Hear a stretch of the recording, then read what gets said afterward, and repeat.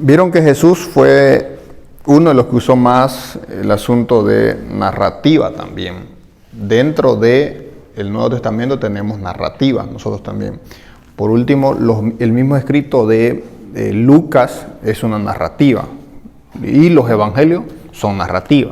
Pues están narrando no solamente historia, están narrando hechos, eventos, están narrando circunstancias y tiene una forma literaria que es narrativa. La narrativa está en el Nuevo Testamento, pero más podemos ver tal vez la narrativa, tal vez extensamente en el Antiguo Testamento, porque ustedes en el Antiguo Testamento tenemos porciones mucho más extensas y ahí comprendemos entonces qué es la narrativa. El 40% del Antiguo Testamento dice que nos presenta que es de este género, es historia, es una forma de relato, está así escrito el Antiguo Testamento, entonces es una porción muy grande para ignorarla y no conocerla. Entonces consideramos que dentro de la narrativa literaria, que es un género, se puede construir por medio de oraciones y párrafos, pero esto hace discursos, episodios y escenas. Y bueno, diríamos que en términos, ustedes conocen el cine, ¿no? En términos de cine, esto se podría comprender un poco mejor, porque ahí podemos ver las características o en forma de teatro, porque ustedes tal vez han visto y conocido un poquito lo que es el teatro. Y entonces en la Biblia tenemos esto, tenemos historia, tenemos relato y tenemos reporte. Vamos a resumirlo. La historia, obviamente, ¿qué podemos tal vez preguntarnos de diferente o raro respecto a la historia? La historia no solo es un evento, es una narrativa, es una descripción de un hecho importante y circunstancial, describe algo, narra y lleva generalmente un discurso histórico. Una historia tiene siempre un inicio, tiene obviamente su momento cumbre y también tiene obviamente su conclusión.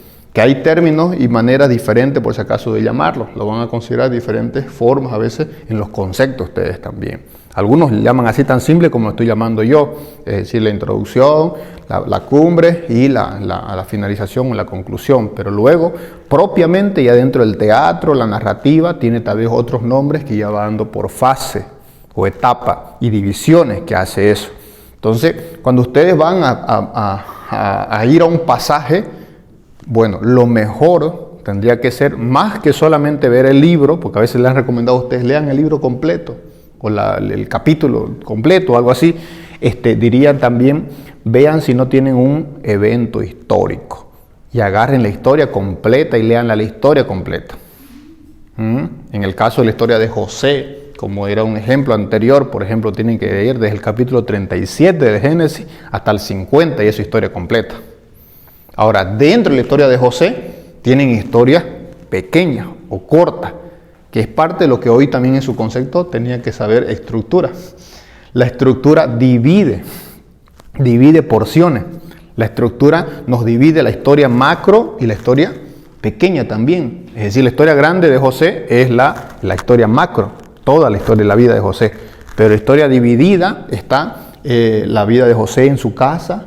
Luego está la historia de José vendido por sus hermanos, la historia de José como esclavo, la historia de José en la cárcel, la historia de José en el palacio, cómo se convirtió, su ascenso y llegar al trono y todo lo demás. Vieron que yo hice un estudio sobre la vida de José, ¿no? El año pasado en la pandemia, ¿no? Y entonces hicimos varios mensajes llevando una narrativa, porque es la historia completa. Y ahí está. Hay libros para esto, ¿no? Hay libros que cuentan y narran muy bien y aprendemos mucho de eso, tal vez para aprender un poco a interpretar lo que es historia. Por ejemplo, hay un libro del pastor John MacArthur que se llama 12 hombres comunes y corrientes, algo así, comunes y corrientes, 12 hombres que hablan de los 12 discípulos. Luego dice, hay otra referencia a otros 12 hombres también del Antiguo Testamento, 12 del Nuevo Testamento, 12 del Nuevo Testamento, 12 mujeres de la Biblia, hay libros como eso. También está el libro que yo les comenté de hombres comunes, ¿no? En manos de un Dios poco común. Entonces también es un libro que tiene extrae esa forma. Cuando ustedes predican, ya en predicación, hay un tipo de predicación, la predicación narrativa. Entonces hay también ese tipo de predicación. Es decir, así como hay predicaciones expositivas, predicaciones temáticas, predicaciones homiléticas, hay predicaciones también narrativas, donde usted agarra entonces un evento y narra. Dirían, yo quería más o menos hacer eso, no estamos lográndolo del todo, voy a hacer una crítica personal también, no estamos lográndolo del todo, pero ese era mi sentir original cuando comenzamos el estudio de los reyes, de la noche que tenemos ahora en la iglesia. Entonces nosotros al estudiar la vida de los reyes era narrar también y desde el método histórico narrativo poder sacar todas las aplicaciones posibles para todos. ¿Por qué? Porque de cierta forma hay que saber contar historia, ¿no? ¿Cómo son para la historia ustedes? Saben narrar, saben contar. Algunos no son malos hasta para contar chistes, digamos, ¿no? Los chistes lo convierten en historia, digamos, ¿no? Entonces, y otros, digamos, no pueden formularse ese tipo de métodos, se puede decir, ese tipo de método, porque hay algunos que son buenos para contar historias. Pero en la Biblia tenemos esas historias y si sacamos de allí la enseñanza de esas historias, podemos entonces también tener la riqueza bíblica de la literatura, porque esto es una forma literaria. La narrativa es una forma literaria, donde nosotros entonces comprendemos que está narrando un evento, está narrando un hecho y de ahí aprenderemos muchas cosas. En su página 28 habla del reporte, por ejemplo. La narrativa histórica puede contener reportes que pueden proveer información de naturaleza histórica. Uno de los ejemplos más comunes en reporte es el reporte de los 12 espías. Recordarán ustedes el capítulo 13 de Números. Y clase de reporte. ¿Qué clase de reporte? Hay reporte de vocación, cuando el profeta declara su llamamiento y comisión al ministerio, como el caso de Jeremías. Él da un reporte mismo de sí mismo. Reporta algo de sí mismo. Y bueno, ustedes saben el concepto de televisión, esto es reportaje. Y cuando yo reporto algo sobre mí, lo digo en tercera persona también. Y hace eso también el escritor. El reporte de batallas, en el caso de Génesis capítulo 14. El reporte de censo, en el caso de Números capítulo 1. En el caso de listas, en el caso de segunda de Samuel capítulo 23. Y el de visiones. Hay visiones. Y en este caso, Daniel también como profeta está dando un reporte de su visión y de lo que él está haciendo. Entonces, cuando tenemos eso, hay que considerar que esto es parte de eso que llamamos acá historia, relato y reporte. Hay que dividir qué es la historia, qué es un relato, qué es el reporte. Ahora, el 1 y 2 se puede decir, son similares o hay semejanza.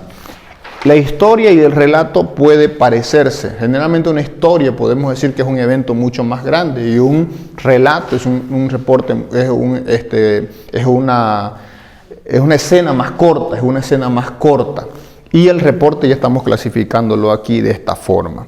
Ahora, hay elementos de la narrativa y estos elementos son los elementos externos primero. ¿Cuáles son los elementos externos?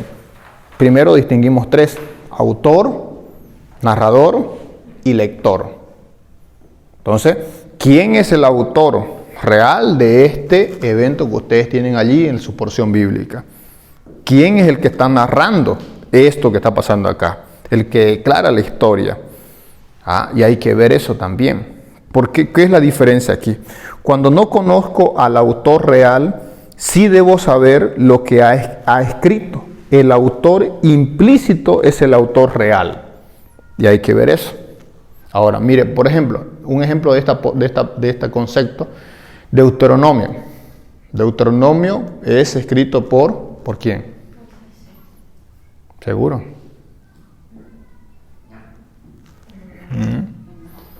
Y lo más probable es que la mayoría del todo el escrito de Deuteronomio es escrito por Josué. Porque ¿quién va a escribir su propia muerte ya?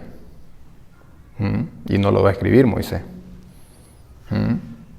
Y tiene que ser el que sucedió luego al mismo Moisés y Josué. Entonces hay un autor original de los eventos y hay un narrador. En el caso de los escritos del apóstol Pablo también pasa eso, en el libro de Hechos también, con Lucas también pasa un poco de eso. Entonces tenemos a veces con Pablo que él es el autor. No vamos a usarlo aquí por narrativa, pero solamente para dar ese ejemplo. Es el autor del escrito, pero otro es el que está escribiéndolo, porque tienen esos famosos que se llamaban amanuenses, o tal vez esos esclavos que eran los escribas. Ellos eran los que narraban, escribían. ¿Ah? También. Entonces le dictaban y ellos escribían. Ellos le dictaban y ellos escribían. Entonces comprendemos un poquito de esto que es esencial en la historia bíblica que ustedes tienen. Vamos a ver un poquito lo interno. En lo interno de la historia, de la narración, tenemos situación, trama y caracterización. Dentro de la situación está la localización física, el tiempo y el trasfondo cultural. Debo saber ahí la situación en que está llevándose a cabo esta historia. La trama es ver qué tipo de trama es. Y bueno, ustedes saben un poquito de trama por las películas, ¿no? De suspenso, es terror, van a decir ustedes. ¿Qué tipo más de trama hay? Que ustedes conocen. Tragedia, comedia, dicen, ¿no? Bueno, no tanto comedia. ¿Hay comedia en la Biblia? Acción. Pregunto. ¿Acción? Hay acción. Obviamente que hay acción en la Biblia, hay acción. Pero ¿comedia hay? Pregunto.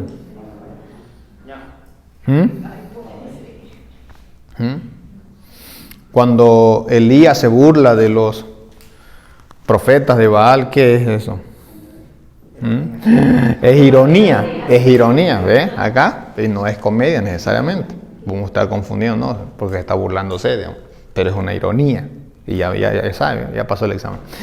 Ya, entonces, es parte de comprender entonces qué tipo son las cosas y los eventos que están por allí. Hay crisis, hay momentos donde son difíciles la trama. Ahora, dentro de la trama hay situación, ¿no?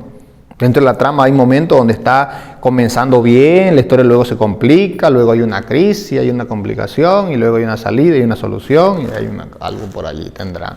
Entonces, la misma historia tiene eso. El escritor o la revelación bíblica por medio del Espíritu Santo nos dejó hacer eso. Nos dejó una historia completa, podemos decir así. ¿Hay historias a media en la Biblia? Sí. ¿Cuál? La del hijo pródigo. Familia, yo la veo así porque el hijo segundo no. Claro. El hijo mayor. Sí, podríamos decir que es una historia media, pero el Señor quería hasta ahí, ¿no? La enseñanza quería. Pero sí, pudiéramos decir que ya lo demás sería especulación a la historia, ¿no? Porque el Señor quiso hasta ahí contarnos la historia, ¿no? Y la historia concluyó allí. El caso de la historia de Jonás también. Pareciera que la historia de Jonás quedó a media, ¿no? Porque concluye diciendo que Jonás está enojado y todo lo demás, y no dice si Jonás se arrepintió realmente. No dice más nada. No dice más nada. Pero el Señor quiso hasta ahí, y luego comprendemos más por otras cosas qué es lo que pasó con Nínive, por otro libro, como el caso del libro de Miqueas, por ejemplo, ¿no? Que el libro de Miqueas ya revela qué fue lo que pasó con Nínive. Entonces hay el relato de Segunda de Crónicas del decreto de Ciro 23, 36, 23, solo dice y suba y punto. Se acabó ahí. Continúa en Y claro, tenemos que ver también con lo que está pasando en el caso de los reyes. Tenemos historias que se complementan luego entre crónicas y reyes, ¿no? Entre crónicas y reyes, que pasa lo mismo que pasa en los evangelios. En los evangelios tenés una historia, pero pareciera que esta historia, algo aquí está medio corto, algo faltó aquí, y sin embargo Lucas te lo vuelve a revelar, lo que Mateo no te reveló, o lo que Marco no te dijo, el otro te lo dijo. Y por eso decimos, siempre hemos dicho, nunca los evangelios son un evangelio, son 4 evangelios, diré eso es un evangelio en 4 libros o 4 perspectivas. En el caso de los reyes de Israel o de Judá, tenemos 2 libros que serían 4, ¿no? Primera y segunda, tercera y cuarta, si lo vemos así como primer y segundo libro de Reyes, primer y segundo libro de Crónica, y entonces ahí tenemos las historias de cierta forma cruzadas, que debemos cruzarlas sí o sí. Si está allí en Crónica lo que dicen Reyes, lo cruzamos y ahí tenemos la historia completa, se puede decir. Ahí recién unimos la historia completa. Entonces hay que ver la parte histórica. Ahora, hay principios para guiar esta interpretación. Su página 29, su inciso A, es primero necesario entender lo que no son las historias bíblicas. Y esta parte quisiera que la puedan aprender bien, porque este es un peligro que se comete mucho. Parte de eso es lo que ya hemos advertido sobre las alegorías. Las historias no son alegorías, o historia con significados ocultos. Y yo puse una palabra más ahí, significado oculto o místico. ¿Ah? Como si fuera dentro de la historia algo místico, hubiera algo aquí. Y miren lo que quiero decirle con el inciso A en minúscula. La historia de la cabeza de la hacha perdida. No se trata de perder el filo para la efectividad del servicio en medio de mucha actividad. Entonces, como queremos dar una espiritualización de una hacha perdida, ¿no? Y queremos sacar ahí un mensaje.